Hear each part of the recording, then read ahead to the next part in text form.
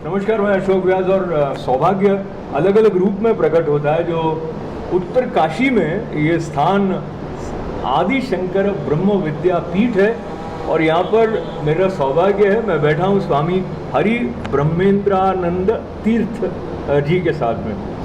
भारत भूमि अध्यात्म संपदा से संपन्न तो रही ही है, पर व्यावहारिक जीवन से भी अध्यात्म का घनिष्ठ संबंध है।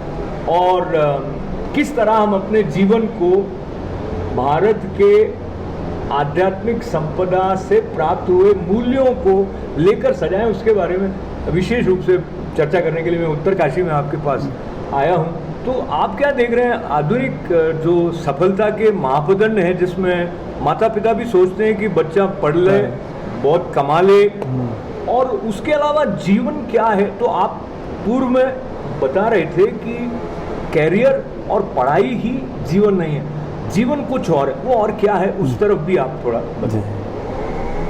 ओम नमो नारायणाय। सभी को ओम नमो नारायणाय। हमारे भारतीय जीवन क्रम में 4 आश्रम की व्यवस्था है, अर्थात जीवन को 4 हिस्से में बांटा है। उसमें पहले हिस्सा ब्रह्मचर्य आश्रम कहते हैं, जहाँ हम अध्ययन करते हैं। अब वो इस समय भी उस समय भी समान ही है। इस समय कुछ पहले हम अध्ययन आरंभ कर देते हैं, और उस समय ऐसा था कि 8 साल के बाद में उपनयन होकर के गुरुकुल में जाकर फिर अध्ययन आरंभ करते थे। तो 8 साल तक माता पिता घर में ही सिखाया करते थे, इस प्रकार की व्यवस्था थी। और उसके बाद लगभग 25 साल तक उनका अध्ययन पूरा हो जाता था, और जो विशेष अध्ययन करते आगे भी करते, जैसा भी करते हैं 25 या 30 समझ लीजिए। तो इस समय को ब्रह्मचर्य ऐसा कहा जाता था। इसका अर्थ ये है कि अब वो गृहस्थ में प्रवेश नहीं किया और गृहस्थ के आचरणों को नहीं करता है, पैसा नहीं कमाता है, नहीं करता है। तो अपने लाइफ में क्या क्या करना है, हमारे धर्म क्या है, अनुष्ठान क्या है, शरीर क्या है, मन क्या है, कि सारे जानकारी उनको होती थी। केवल आध्यात्मिक की बात नहीं है, आध्यात्मिक भी और भौतिक ज्ञान भी, और हम जितने प्रकार के आजकल नॉलेज बोलते हैं, वो सभी विभाग के अध्ययन यथावत जैसा होते थे। उसके बाद में समावर्तन होता है, जैसा हमारा ग्रेजुएशन अभी होता है। ग्रेजुएशन समावर्तन समान है। मैं ये इसलिए कह रहा हूँ कि हम समय के सीमा को दे करके अब इस समय का बदलाव और पहले का जो हम कंपेयर करते हैं, तो उस समय क्या होता था और इस समय क्या हो रहा है, इसको देखने पर कार्य तो वही हो रहा, किंतु व्यवस्था की दृष्टि से उसमें जो ट्रेनिंग होता है, जो जानकारियां प्राप्त होती है, उसकी दृष्टि से भेद है। ठीक है। तो अब 25 साल के बाद में अध्ययन करके समावर्तन नाम के जो ग्रेजुएशन पूरा होने के बाद गुरु के आशीर्वाद से वो बाहर आता है। बाहर आने के बाद में वो जॉब ढूंढता है। कोई उस समय जैसे आजकल सरकारी जॉब है या अन्य प्रकार के हैं, उसी समय भी ऐसे ही थे। राजाओं के यहाँ जा करके नौकरी करना होता था, अथवा अपने आप व्यवसाय करते थे, जो करना था उनके अध्ययन के अनुरूप व्यवसाय करते थे, पैसा कमाते थे। और उसके बाद 25 या 30 साल तक उस अवस्था को गृहस्थाश्रम बोलते थे। धर्म के अनुसार ये उपनिषदों में भी, स्मृति ग्रंथों में भी स्पष्ट कहा है कि आप अध्ययन करने के बाद में 25-30 साल तक गृहस्थाश्रम चलाइए और उस समय पैसा कमाइए। और पैसा अवश्य कमाना है, गृहस्थ में रह करके पैसा नहीं कमाया ऐसा भी नहीं होता है। तो पैसा कमाना है, और फिर उसके बाद उचित जैसे विवाह करना है, घर बनाना हो, गाड़ी खरीदना, जो जो करना है आपको संपत्ति की दृष्टि में जो करना है, वो 25-30 साल तक करे। करने के बाद में उसी को गृहस्थाश्रम कहा गया। उसके बाद में रिटायरमेंट, उसको वानप्रस्थ कहा गया, कि अब जो है गृहस्थ के धर्मों को पुत्र को सौंप करके या पुत्री को सौंप करके अब वो जाता है। उसका समय ये बताया कि पुत्र का पुत्र हो जाता है, अथवा पुत्री का पुत्र हो जाता है, पुत्री हो जाता है, जो भी होता है, माना आपके पौत्र पौत्री होते हैं। और उनका उपनयन हो जाता है, या उसके पहले भी आप यदि जाना चाहते हैं, तब तक आपको रहना पड़ेगा, क्योंकि उस कर्म में दादाजी, नाना जी, नानी जी सबका कुछ न कुछ कर्तव्य करना होता है।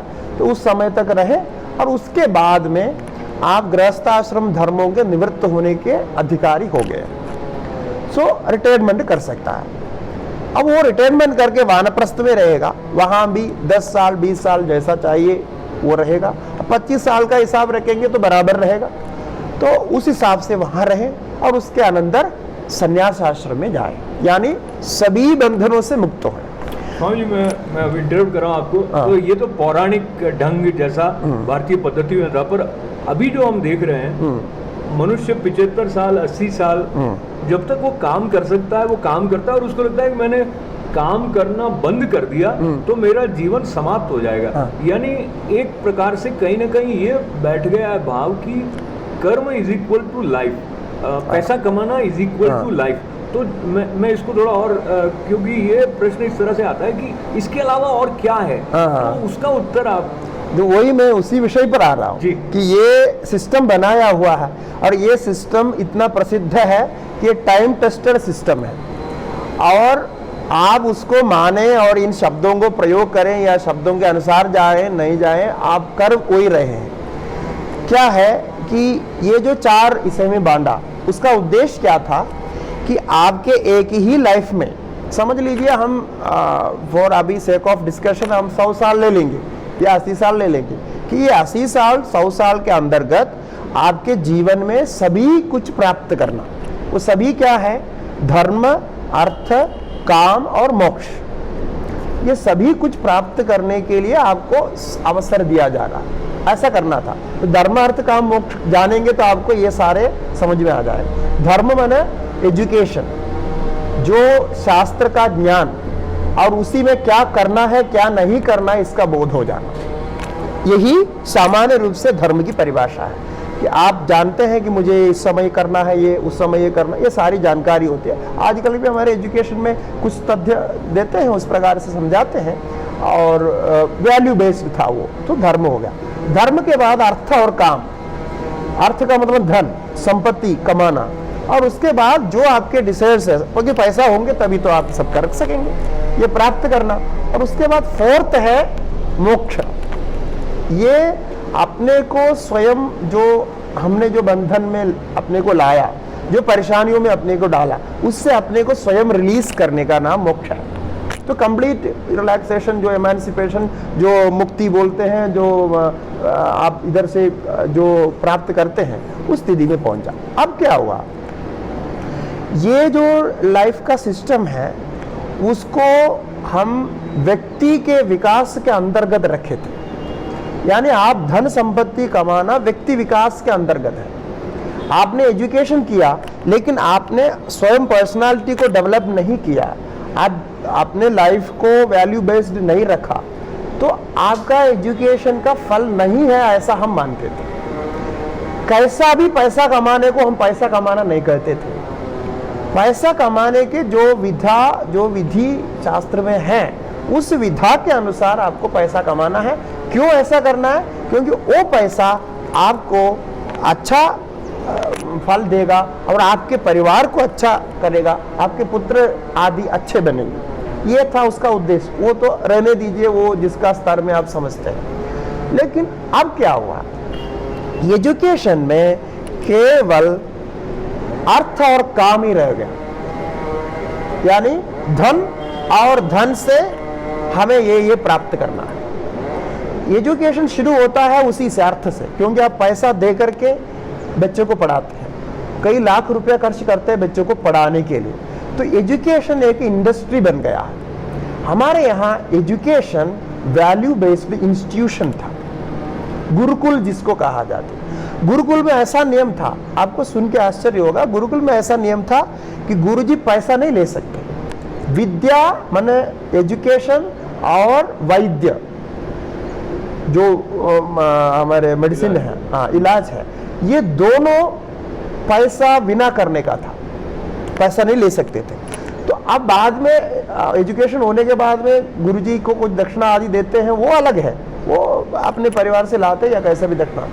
तो अब क्या है कि एजुकेशन इंडस्ट्री बन गया, तो ये बनने के कारण उसमें भी इस प्रकार के पैसा देना होता है। तो पैसा दे करके, बहुत पैसा दे के आप पढ़ाते हैं, तो आपको वहीं से बच्चे को आपने सबकॉन्शियस माइंड में डाल दिया, तुम्हें पैसा कमाना है, हमने इतना पैसा दे दिया, तुम्हें ऑल लाइफ वही करना है। और जो सब्जेक्ट पढ़ाते हैं उसमें सब में हम वही सब्जेक्ट सेलेक्ट करते हैं जो हमें आगे ज़्यादा पैसा कमाने में मदद करता हो, और कुछ भी हम नहीं देखते हैं कि ये पढ़ने के बाद में बच्चे ये करेगा नहीं करेगा, और ये बच्चे के स्वभाव के अनुकूल है कि प्रतिकूल है, कुछ नहीं देखते। कई बार ऐसे होते हैं बड़े बड़े एजुकेशन करने के बाद में कोई दंतल डॉक्टर बन गया, कोई कुछ बन गया, उसके बाद वो करता क्या और कुछ करता। जब वो एजुकेशन कुछ और किया, आपने सारा पैसा वेस्ट किया, और उसके बाद जो करता कुछ और है। अब डॉक्टर बनने के बाद में राजनीति में जाएगा तो क्या करेगा। तो ऐसे बहुत सारे आप देख सकते हैं जो बिल्कुल कुछ प्रॉब्लम चलता है। तो हमने अभी क्या बनाया कि आजकल हम एक सिस्टम बना रखा है कि कहाँ कहाँ से ज़्यादा पैसा मिल सकता है और कहाँ कहाँ जॉब के लिए स्थान है, इसी को सेलेक्ट करके एजुकेशन में रख दिया। इससे अलावा और कुछ सोचते नहीं। ऐसा भी ये नहीं सोचते हैं कि हम इतने सारे जॉब कहाँ से क्रिएट करेंगे। एक डिपार्टमेंट में एक वैसा जो इंजीनियर्स है, अब कितने इंजीनियर चाहिए हमारे भारत में, कितने डॉक्टर चाहिए, ये नहीं देखते हैं। हमें इससे होता है आजकल जो अभी कंप्यूटर्स के द्वारा और जो आईटी सेक्टर में जो जाते हैं उनका उसी का होड़ लगा हुआ है, तो वो जा रहा है। तो सारा मिलकर के पूरा लाइफ को हमने फाइनेंशियल सेंट्रलाइज कर दिया। तो अब उसी के कारण आपको एक अवस्था से दूसरी अवस्था में, यानी पहले एजुकेशन किया वो भी पैसा बेस्ड सब कुछ वही है, और उसके बाद गृहस्थाश्रम में जाकर के भी निरंतर वो करते। गृहस्थाश्रम को क्या क्या आचरण करना चाहिए, सोसाइटी का क्या रिलेशन है, ये है वो कुछ नहीं देखना, अपने लिए कमाना वो करो, और उसके बाद में वो कंटिन्यू करते रहना। स्टॉपेज कहाँ है कोई मालूम नहीं। स्वामी जी मैं अभी क्षमा चाहता हूँ। हाँ। तो एक तो अभी कोविड के दौरान भी हमने देखा बहुत लोग अचानक चले गए हमारे बीच से, पर सामान्य क्रम में भी ऐसा देखने में आता है कि मनुष्य 75-80 साल तक भी कार्य में ही रहता है, और वो ये सोचकर कि मैं काम नहीं करूँगा, उसको लगता है वो कहीं खो जाएगा। हाँ। तो अब जो हम बैठे हैं उत्तरकाशी के आदिशंकर ब्रह्म विद्यापीठ में, तो जो ब्रह्म विद्या है, अगर किसी परिवार में कोई बच्चा ब्रह्म विद्या के बारे में अपनी जिज्ञासा व्यक्त करेगा, तो अधिकतर जो उनके माता पिता हैं, जो बुजुर्ग हैं, वो घबरा जाएंगे कि ये सन्यासी हो जाएगा, तो इसको उस तरफ से मुंह मोड़ दो इसका। तो आप ये बताइए कि ब्रह्म विद्या के साथ में व्यावहारिक जगत का कोई संबंध जो है जिसके बारे में आप जानते हैं। दूसरा, जो आम गृहस्थी है वो सोचेगा कि उनके दिमाग में वही है कि मुझे क्या मिलेगा। तो अगर मटेरियल ना भी सही, पर जीवन दृष्टि के संदर्भ को लेते हुए ब्रह्म विद्या का अध्ययन एक गृहस्थी के लिए भी आवश्यक है, तो क्या उसका महत्व है? बिल्कुल, ये ब्रह्म विद्या ऐसी विद्या है कि जिसके विषय में हमको सामान्य ज्ञान भी हो जाता है तो हमें शांति मिलती है, और हमारे जीवन में जैसा भी कहा बहुत सारे प्रॉब्लम्स जो अनवांटेड और हमारे अज्ञान के कारण पैदा होते हैं, यानी हमारे बहुत सारे गलत फहमियाँ हैं जो वास्तविक में है नहीं, ऐसे पैदा होते हैं। ये सब का निवारण ब्रह्म विद्या से हो सकता है। और दूसरे एक मुख्य बात ब्रह्म विद्या का ये सामान्य जनों के लिए प्रयोजन ये है कि आजकल दुनिया में हम देखते हैं सभी को अपने जीवन को सुरक्षित करने की आवश्यकता मालूम पड़ती है, सभी दृष्टि से, फाइनेंशियली भी और दूसरी तरफ से भी सुरक्षित करने को सोचते हैं, किंतु वो कभी भी दूसरे के बारे में नहीं सोचते कि मेरे घर में सब कुछ ठीक हो जाए, कि मैं स्वयं ठीक रहूं और बाकी का कुछ भी हो जाए मुझे परवाह नहीं। ये जो थिंकिंग है कभी भी जगत को, कभी भी दुनिया को सुरक्षित नहीं कर सकती। आपको स्वयं, अभी मुझे यहाँ सुरक्षित रहना है, मेरे अड़ोस पड़ोस वाले भी सुरक्षित रहना पड़ेगा। उनके पास भी पैसा हो, उनके पास भी लाइफ चलाने के लिए व्यवस्था हो, तभी मैं अपने यहाँ संतुष्ट रह सकता हूँ। कारण क्या है कि मुझे उनकी सहायता जरूरत पड़ती है। यदि नहीं होता है, चोरी का डर होता है, बहुत सारे ऐसे होते हैं। तो सोसाइटी के साथ या पूरे दुनिया के साथ एक व्यक्ति का, एक इंडिविजुअल का क्या रिलेशन होना चाहिए, क्या भावना होनी चाहिए। हमारे अंदर सब एक ही तत्व का ज्ञान है और एक ही तत्व काम कर रहा है, एक ही कुटुंब के हम सब संबंधी साथी बंधु है। ऐसा जानने की जो विधा है, ऐसे जानने का जो भाव है, ये ज्ञान देता है वसुधैव कुटुंबकम। और ये जो भावना है, ये सारे वसुधा ही हमारे कुटुंब है। इस भावना से आपके इस दुनिया में बहुत सारा परिवर्तन आएगा। क्योंकि म्यूचुअल रिलेशन जब चेंज होता है, युद्ध, जितने युद्ध से हम डरते हैं, आजकल भी युद्ध हो रहा है, और इस प्रकार की बीमारियां जब फैलती है, महामारियां फैलती है, तो आपस में कैसे मदद करते हैं, एकजुट कैसे होते हैं। तो अपने सुरक्षा के साथ सर्वे भवन्तु सुखिनः, ये जो वाक्य है, सहना भवतु सहनौ भुनक्तु, तो हम साथ साथ उसको भोगें, साथ साथ हमारे हो। तो हमारे पास 100 रुपया आए तो वो 100 रुपया का केवल हम ही भोग न करें, इसका एक अंश सोसाइटी को भी जाए, एक अंश हमारे एक पीड़ित व्यक्ति के पास भी जाए, और जो उस समय सक्षम नहीं है कार्य करने में, ऐसी भावना को लाने में ये ब्रह्म विद्या बहुत मदद करती है।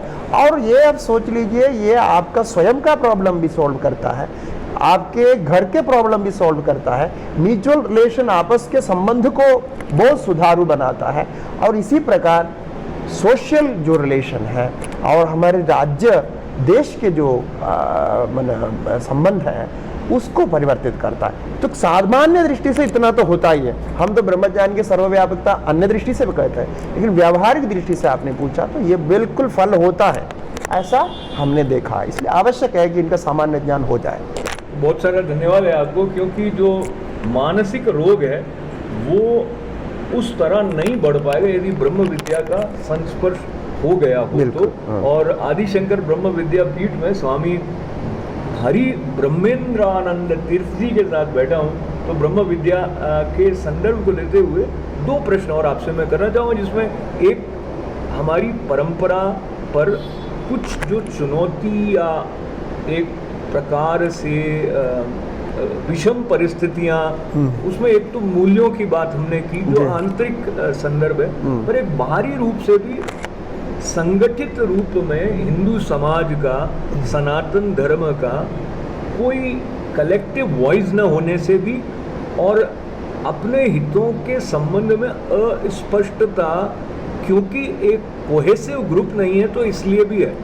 और अब ये बात आध्यात्मिक स्तर से होके भौतिक जगत की तरफ यूँ चली जाती है। कभी कभी राजनीतिक परिस्थितियां हैं या जिस तरह से एक सेक्युलर नेचर के अंतर्गत, ये तो सब मानव संस्कृति का है, लेकिन एक प्रतिस्पर्धा की स्थिति आ जाती है।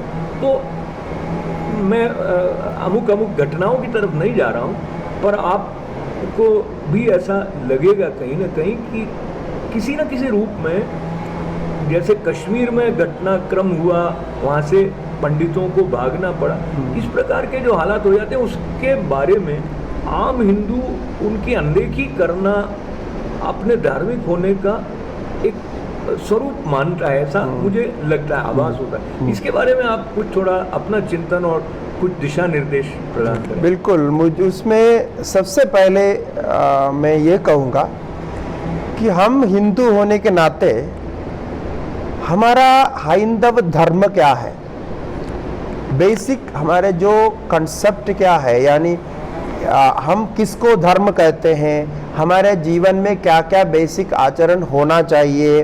और जैसा भी हमने कहा कि ये जो 4 आश्रम की व्यवस्था हो या 4 वर्णों की व्यवस्था हो, देश संबंधी व्यवस्था हो या ब्रह्म विद्या की बात हो, तो इनके सबके सामान्य ज्ञान भी हमारे व्यक्तिगत जीवन में एक हिंदू को नहीं है। नहीं होने के कारण क्या होता है कि समय समय पर कोई कुछ कह देता है, कोई कुछ कह देता है, तो वो बातों को बिगाड़ देते हैं कि 90% हिंदू धर्म आचरण के विषय में अनभिज्ञ है। ये सबसे बड़ा कारण है।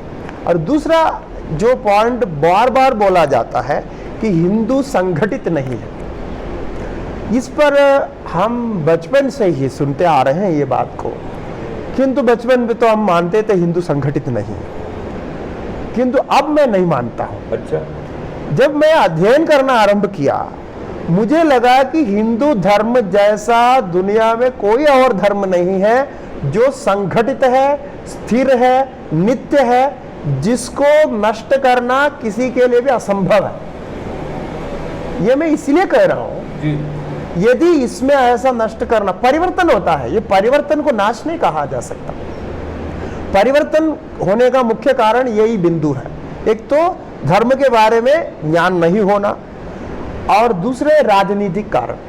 राजनीतिक कारणों से परिवर्तन हमारे हिंदू धर्म में हजारों सालों से होता आया है। बौद्ध धर्म आया, जैन धर्म आया, उसके पहले भी बहुत सारे उसमें थे, अलग अलग पंथ थे, सांख्य, योग, वैशेषिक, नैयायिक, नास्तिक, आस्तिक, इस प्रकार के सारे भेद को हिंदू धर्म में इतनी व्यापकता है, इतनी विशालता है, ये समुद्र समान है कि आप सारे भेद को ले सकते हैं, सारे भेद को कर सकते हैं। माने भेद गर्भित अभेद हमारे अंदर, ये बात ध्यान रखिए, भेद गर्भित अभेद, यानी we can take any amount of division with one concept that we are all one and the same in the cultural point. अभी इसी का उदाहरण है, आप विदेश में रहते हैं, कोई इधर भारत में दक्षिण में रहते हैं, कोई उत्तर में रहते हैं, कोई रहते हैं, लेकिन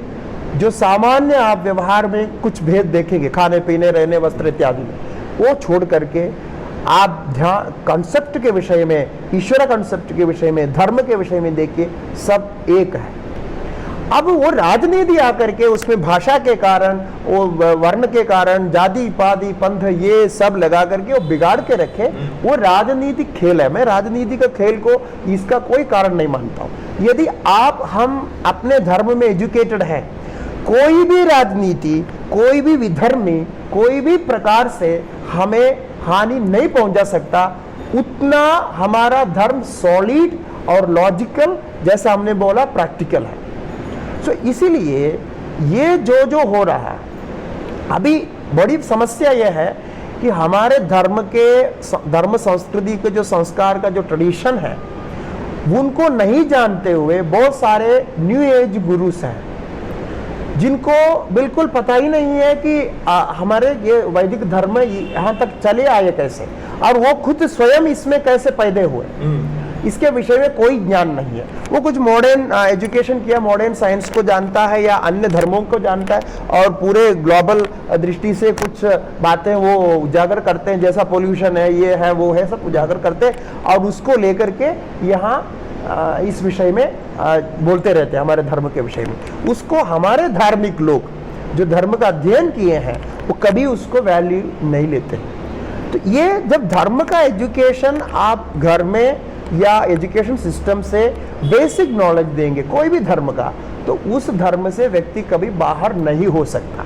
उसमें जो करना है कर्तव्य और अकर्तव्य, तो डू अनडू जो सब जगह रहता है, ये लेकर के ही हमें आगे जाना पड़ेगा। जो सिस्टम को जो समझता नहीं है उसको भ्रमित कर सकता है, वो मैं कहता हूं वो हमारे लिए परिवर्तन है। वो हमारे जो है वैल्यूज के हिसाब से देखें तो हमारे लोग बहुत कष्ट का अनुभव करते हैं, क्योंकि ये कष्ट स्वयं किया हुआ है। तो उसका रिस्पॉन्सिबिलिटी कोई राजनेता के ऊपर नहीं है, कोई और धर्म के ऊपर या कोई और राज्य के ऊपर नहीं है, वो हमारे ऊपर है कि हमें अपने बच्चों को एजुकेट करना चाहिए। इसलिए मैं ये जो भी ये सुनेंगे उनको मैं यही बोलना चाहता हूँ कि आप अपने बच्चों को जैसे स्कूल की पढ़ाई कराते हैं और उनको जीवन में आगे बढ़ने के लिए सब कुछ आप देते हैं, उसी प्रकार धर्म का भी सामान्य ज्ञान देने की व्यवस्था करिए। अब गांव-गांव में, शहर में ऐसे माने डायरेक्ट एजुकेशन में नहीं है, मेन लाइन एजुकेशन में नहीं हो सकता है, सेकुलरिज्म ये वो सब छोड़ो। आप जो है जैसा ट्यूशन देते हैं बच्चों को, जैसे ट्यूशन दिलाते हैं, उस प्रकार से ट्यूशन के हिसाब से आप कर सकते हैं। यही मैं कहना चाहूँगा। बहुत संक्षिप्त में एक प्रश्न मेरा, जो 60 वर्ष की आयु के बाद में जीवन में दृष्टि को कुछ परिमार्जित करना चाहिए क्या? ये मैं व्यक्तिगत रूप से भी आपसे इसके बारे में। तो बिल्कुल सही है। तो ये 60 वर्ष की जो आयु है, अभी अभी जैसा हमने कहा, ये वानप्रस्थी की ओर होता है, और उस समय हमारे मन एक रिटायरमेंट के मूड में आ जाता है, और ये स्वाभाविक है, हर एक व्यक्ति के लिए स्वाभाविक है। परिस्थिति के कारण वो मान नहीं पाता, जान नहीं पाता, वो बात अलग है, किंतु आ जाता है। आपको पता है कि ये 60 साल का इतना इम्पोर्टेंट क्यों है, जिसको हम षष्ठी पूर्ति बोलते हैं, षष्ठी पूजन बोलते हैं, क्यों इसको माना जाता है? क्यों 70 साल क्यों नहीं है, 50 साल क्यों नहीं है, 55 साल क्यों नहीं है? So what is the reason? ये देखिए, हमारे जीवन में अभी मैंने जैसा कहा कि शास्त्र का बहुत बड़ा योगदान होता है इसमें। तो शास्त्र में, ज्योतिष में ये 60 साल का बड़ा महत्व है, क्योंकि 60 संवत्सर होता है। जैसा अभी जो है नल नाम संवत्सर चल रहा है, कि हर साल का एक संवत्सर नाम होता है।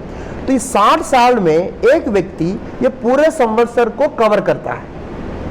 ये संवत्सर को कवर करने के कारण, क्योंकि आप कोई भी एक संवत्सर में जन्म लिए हैं, 60वां साल में वो 60 संवत्सर का एक चक्र को आप पूरा कर रहे हैं, और उसके बाद में आप दूसरे चक्र में प्रवेश कर रहे हैं। दूसरे 60 साल में 61 साल से फिर वो चक्र का दूसरा आना, रिपीट करेगा वो सारा। इसलिए 60 साल का इतना इंपॉर्टेंस है। और वो चक्र पूरा करने का मतलब आपको अपने जीवन में धार्मिक दृष्टि से जितने कर्तव्यों को पालन करना था, गृहस्थ की दृष्टि से जितने कर्मों को पालन करना था, वो अब तक आपको हो चुका है। क्योंकि 60 साल के बाद में किसी की शादी विवाह की कोई संभावना नहीं है, कोई नौकरी ढूंढने की संभावना नहीं है, और कुछ कमाने के नया प्रोजेक्ट शुरू करने की संभावना कम है। कोई कर भी सकता है, नहीं है। ये सारे वहां पूरे हो जाते हैं, और धार्मिक दृष्टि से आपने अपने कर्तव्यों को ये 60 संवत्सर के नमस्कार, प्रणाम, पूजन आदि के द्वारा पूरा किया। ये द्योतित करता हुआ 60 साल बहुत लोग मनाते हैं, किंतु किसी को उसके ये मालूम नहीं है कि 60 ईयर्स का इंपॉर्टेंट क्या है। ये शास्त्र ने रखा। आज भी रिटायरमेंट का टाइम बेसिकली जो है 60 साल के आसपास, कोई 58 है, कोई 52 है, कोई 54 आसपास रखा। तो ये तभी से लेके ऋषि लोगों ने ऐसा माना। इसके लिए आप, ये मैं 2 शब्द में कहूँगा कि आपको इस उम्र आने के बाद में आप रिटायर होने के लिए, प्रतिदिन रिटायर होने के लिए सोचिए। जो जो दायित्व तो आप निभा रहे थे, उन दायित्वों में एक एक चाबी अपने पुत्र को दीजिए, जिसको आपको सभी संपत्ति अपने कानून के हिसाब से भी देना है और मॉरली भी देना है, किसी भी दृष्टि से देना है। तो अब उनको देना शुरू कर दीजिए, और एक एक जो टेंशन है, प्रेशर है, आपके जो पार्टनरशिप है, एक एक आप विमुक्त करिए। जो आपने कमा करके अपने लिए रखा है, उसी को रख करके बाकी से विमुक्त करिए, यानी आप मुक्ति की ओर जाइए। अब आपको तृप्ति आ जाएगी। यदि आप नहीं हैं, फिर आप बढ़ाने चाहते हैं, कराना चाहते हैं, आपका शरीर साथ नहीं देगा क्योंकि उम्र बीत गया, मन साथ नहीं देगा, उम्र बीत गया, ये सब कमजोर होते गए, और कमजोर होते गए आप अपने मन को क्षीणित अनुभव करेंगे। इसीलिए हमारे ऋषियों ने रखा है, और साथ साथ का ये महत्व है। सब लोग इसको मनाते हुए ये करें। रिटायरमेंट का अर्थ क्या है? आप घर छोड़ के जा रहे हैं। हमारे यहाँ वानप्रस्थ का अर्थ तो अरण्य में जाना था। अरण्य में ना जाए कोई बात नहीं, आप तो हिमालय तक तो आ ही गए हैं। इस प्रकार के आने के लिए और घर से बाहर निकलने का थोड़ा संचार करिए। अपनी पत्नी को भी लेके आइए, दोनों मिलकर के कभी कभी आकर के साल में कम से कम 2-3 महीना एक जगह अलग रहिए, शांति से अपना जीवन आगे बढ़िए, और वो आपको जीवन की पूर्णता तक पहुंचा देंगे। नारायण। बहुत बहुत धन्यवाद है स्वामी हरि ब्रह्मेंद्रानंद तीर्थ स्वामी जी, नारायण। आदिशंकर ब्रह्म तीर्थ उत्तरकाशी से। मैं अशोक व्यास आपको प्रणाम करते हुए धन्यवाद। नारायण नारायण।